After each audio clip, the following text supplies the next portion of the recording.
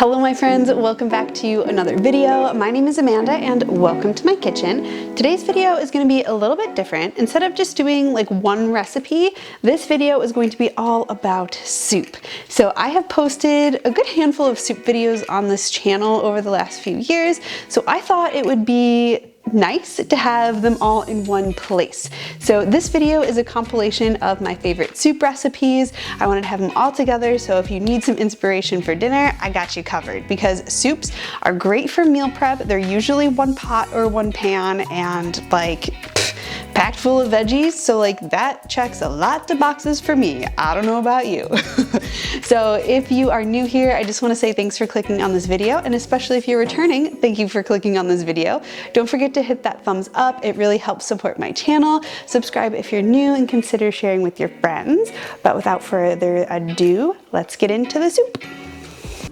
All right, my friends, like I said, we are making tomato soup with all of the leftover cherry tomatoes that are really on the cusp of going bad here in my house. And really what we're gonna do is we're gonna roast our cherry tomatoes along with some onions and garlic, a little bit of seasoning, and then blend it all together with my secret ingredient to bulk up the protein content of this meal, some cannellini beans. So let's get into it. First things first, we're gonna preheat our oven to 400 degrees. Then while our oven is preheating, we'll prepare our vegetables and our pan. I'm gonna use about a 9x13 baking dish. Add just a little drizzle of olive oil in the bottom, followed by my tomatoes. For this recipe, I'm using about 625 grams. That's just all the tomatoes that I had in my garden at the moment. One large yellow onion, just kind of cut it roughly and then toss it in there. And then some garlic, whatever your heart desires. I would say at least 3 to 5 cloves of garlic. And then after all that is in our pan, we're gonna add in the rest of our olive oil, which is gonna be like 3 to 4 tablespoons, depending on your taste, followed by 1 teaspoon of Italian seasoning. You can just sprinkle that right on top. About 1 teaspoon of salt. Again, you can just sprinkle that right on top of everything here. And then about a 1/4 teaspoon of black pepper. I prefer to use cracked black pepper, another thing that I measure with my heart, but you do you, boo. Start with a 1/4 teaspoon. You could always add more after the roasting process. Now that our veggies are seasoned, we're gonna pop those into the 400-degree oven and roast these for about 20 to 30 minutes until the tomatoes have blistered.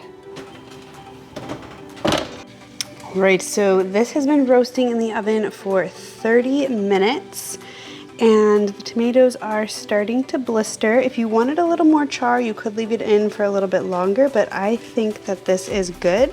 So we are gonna transfer this into a pot, add the rest of our ingredients and blend it up.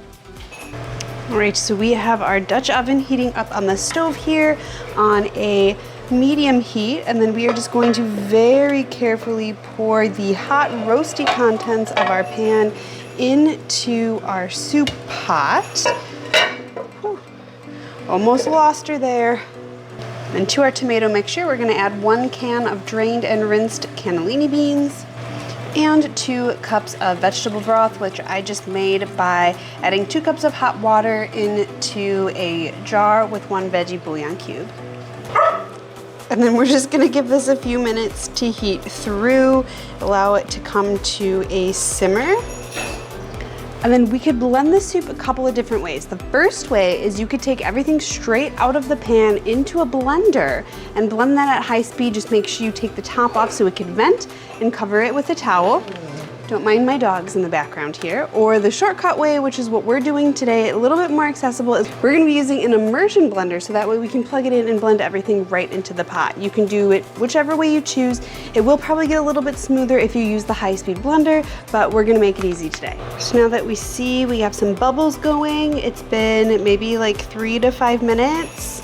We are going to turn the heat down all the way to low and blend this baby up.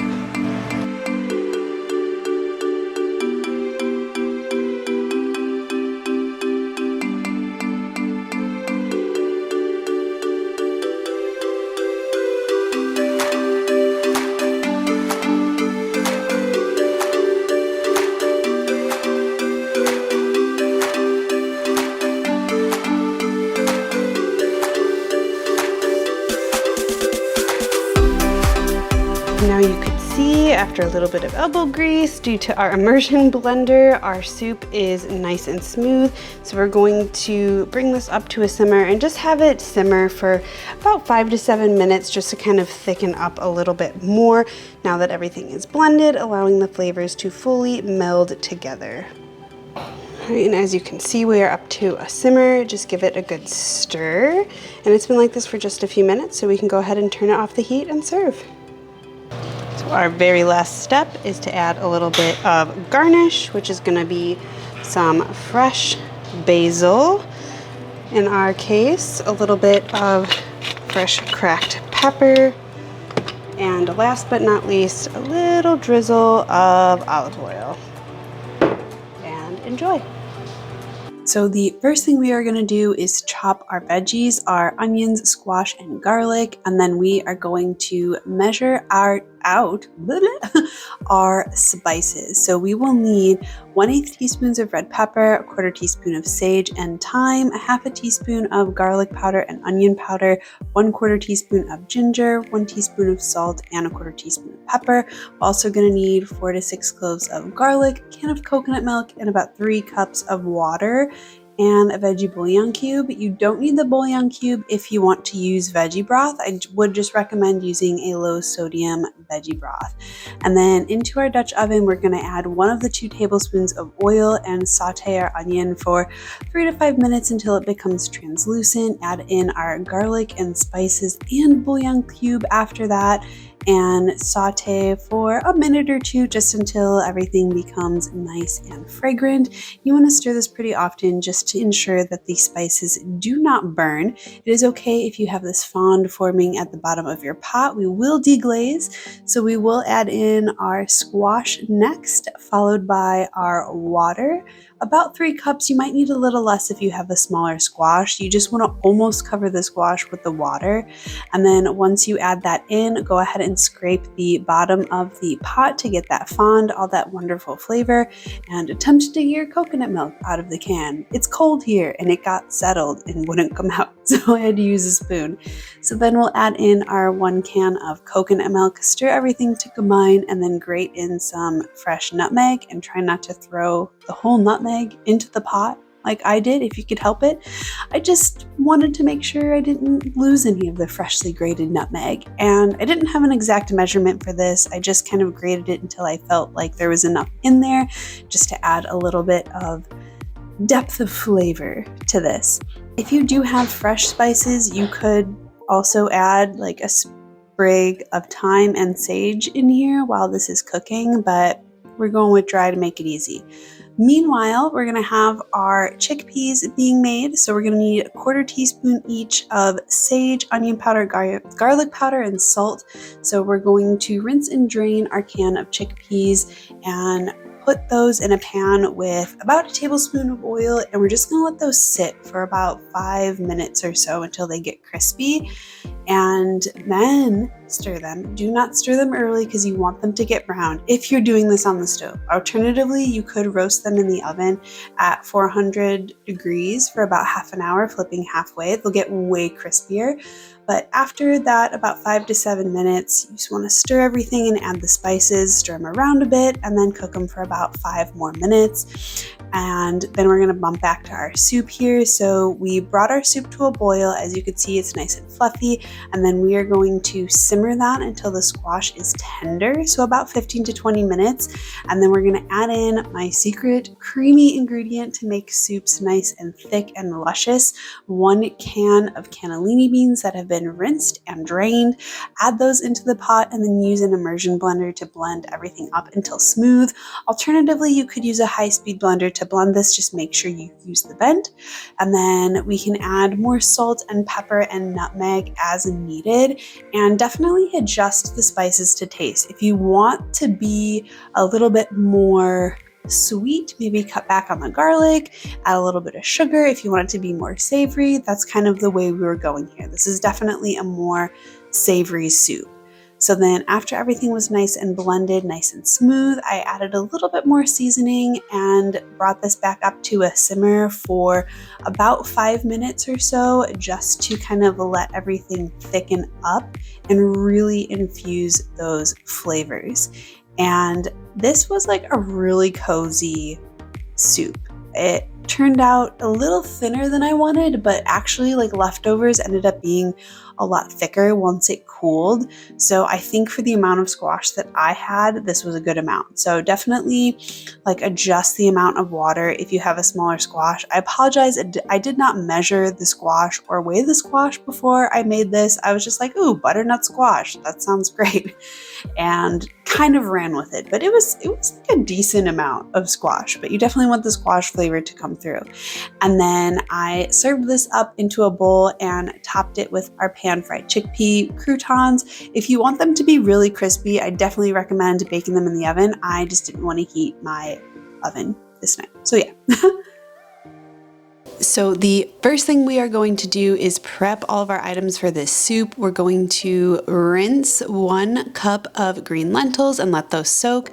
Chop up some onions, celery, garlic, and carrots. And I'll leave the measurements in the description box below, along with a bunch of spices and a bay leaf, as well as this not chicken bouillon cube. So to begin cooking, we're going to heat about a tablespoon of oil in our Dutch oven and add in our onion, and we're gonna allow that to cook for a few minutes, just until it becomes slightly translucent and you can see there is a fond forming on the bottom of our pan, which is great. That is Flavor Town. And then after that, we're gonna add in our onions, or not onions, the onions are already there, obviously, the carrots and celery, and allow those to cook for a few more minutes. Optionally here, if the fond starts to get too dark, add a few splashes of water or veggie broth to deglaze the bottom of the pan, and then add in your garlic and cook that for about another minute or so, just until the garlic becomes nice and fragrant. And then we're gonna add our salt and a bunch of our spices. Give that a good mix to kind of toast everything up. This is just a really good step to add additional flavor to soups and stews and really any cooking. And then we're gonna add in our not chicken bouillon cube and our bay leaf along with our veggie broth. We're gonna do a whole carton, so 4 cups of veggie broth here. And then we're gonna give that a mix, allow that to come to a boil, and then we're gonna add in our rinsed soaked lentils. And this is going to cook for quite a while. So you're gonna bring it to a boil, reduce it to a simmer, and then cook for about 35 to 40 minutes. I did end up adding in another cup of water here just because I wanted to make sure everything was covered. And then after that has cooked for about 40 minutes, we're gonna add in our 1 cup of wild rice. You wanna wait to add the rice because if you cook it as long as the lentils, it will turn into mush. So definitely don't do that. And then just cook for about 15 minutes or to like the package instructions for your wild rice. And then this is where this dish levels up. We are going to be making a creamy bean mixture to thicken up our soup. And my camera focus was freaking out right here, but I thought it was kind of funny because the immersion blender was not blending. And then I was like, oh my God, I forgot to add water. So there's no liquid in this mixture, duh. That's why it's not blending. So it's 1 can of cannellini beans, about a tablespoon of miso and a tablespoon of vegan butter, and a couple tablespoons of water just to get things moving. You could do this in a food processor, but I was gonna try it in the immersion blender and it worked once you add liquid. So So this turns into kind of this bean paste, and then once the rice is done cooking, you can see that the soup has thickened up a lot. The lentils and the rice have absorbed a lot of liquid. Go ahead and remove that bay leaf and then add in your creamy bean mixture. You could always use cashew cream or a cup of plant milk if you wanted to do that instead, but I wanted to up the protein, and I just really like using beans as a way to add creaminess to soups. And then there you have it. So we just heated that. I didn't actually turn the heat off and then added the beans and just kind of stirred it and let it sit for a little bit until it kind of heated through. And I did this for meal prep for lunch for the week, and this made like 6 servings because it was really hearty and filling. Like I couldn't finish like one whole container of this soup, probably because I also ate it with a piece of bread, but it was really delicious and I highly recommend giving it a try. It is freezer friendly, and yeah, hope y'all enjoy. This is a fun recipe. We are turning a shelf-stable meal prep soup jar into a soup today. So the first thing we're gonna need to do is make the actual soup mix, and I will leave the recipe for this down below. It's not my recipe. I just thought it was a really good idea to do for some meal prep, to have something super quick to throw together. So it consists of green lentils, red lentils, veggie stock powder or veggie bouillon cubes, some curry powder, dried onion, dried garlic, and I added in some red pepper flakes. So essentially you just layer everything into the jar. I did it so it looked aesthetically pleasing, but of course you could literally throw it in there in a bowl and mix it up and do whatever. The recipe itself calls for 2 bouillon cubes, but I decided to use veggie powder just to have one less step of the unwrapping. And I thought this was a really neat idea, like I said, not only for meal prep, but for a gift. If you wanted to give an edible gift to someone, or like instead of making a meal for someone, you can just give them this along with a can of coconut milk, and then they literally have dinner ready. All they have to do is dump it into a pot. So I think that that's a really good option, and I want to experiment with this kind of cooking and come up with some of my own recipes to do this, because yeah. And here's me struggling to put the lid on of this jar one-handed, but second try, I made it. And I thought this looked really pretty in the light and just wanted to show off those really cool layers. So this would definitely be a nice gift if you put a little bow on it. And then here we are for the soup, and I wanted to show off my brand new pot. Brandon got me the perfect pot for Christmas, and I'm absolutely stoked. I've been using the Always pan for a year now, and I love it, and I'm so stoked about the pot. So to make the soup, you add 4 cups of water into your pot, and then you literally just dump in the soup jar and a can of coconut milk. It was kind of hard to dump this beautiful jar in there, but you know what? It was a quick and easy dinner. And then I forgot to hit record when I put the coconut milk in there, but I just opened the can and dumped it in. And then you want to give everything a good stir just to make sure that all the lentils kind of separate, because I know the red lentils, at least, they tend to clump together. And then you bring this to a boil, reduce the heat to low, and simmer for about 30 minutes. And I stirred it occasionally just to make sure nothing was sticking to the pan. And then once the lentils were tender, give the soup a little bit of a taste and adjust seasonings as needed. I added about a half teaspoon of salt and a few cracks of black pepper just because. And then I wanted to make this soup cute, so I made some rice and formed it into like a little mound in the middle of my bowl, and then added in my soup. Definitely optional. It doesn't need rice. It is pretty filling on its own, but I just wanted rice and I wanted to try and make it cute for pictures, so that is what I did. It was very hearty, very filling. It doesn't look super aesthetically pleasing, but honestly, like, I highly recommend trying this. 10 out of 10 would recommend for yourself, or if you need a gift idea. Totally worth it. It was so creamy and delicious, and yeah, I loved it. So I hope you give it a try. Things first, take a look at our ingredients. We got carrots, celery, onion, chickpeas, garlic, some spices, and the pasta we're going to be using is orzo. We also need some not chicken bouillon cubes, and Brandon thought it would be fun to record me prepping some of the vegetables, so I got some cool footage of myself, which is usually really hard for me to do because my tripod broke, so I'm filming everything by hand, and yeah, it was kind of fun. So first things first, we're going to chop up our onion, carrots, and celery. So those are nice and diced up, and then you're going to mince about 4 to 6 cloves of garlic. I have a whole bunch of garlic pre-minced in my freezer, so I fortunately got to skip that step because if you know, you know, I don't like chopping garlic. But anyway, so we're gonna heat our pot with a little bit of olive oil or vegan butter and add in our onions, our carrots, and our celery. And my celery I had frozen. I had chopped up a bunch and froze it and was using some of that. So mine was a little watery.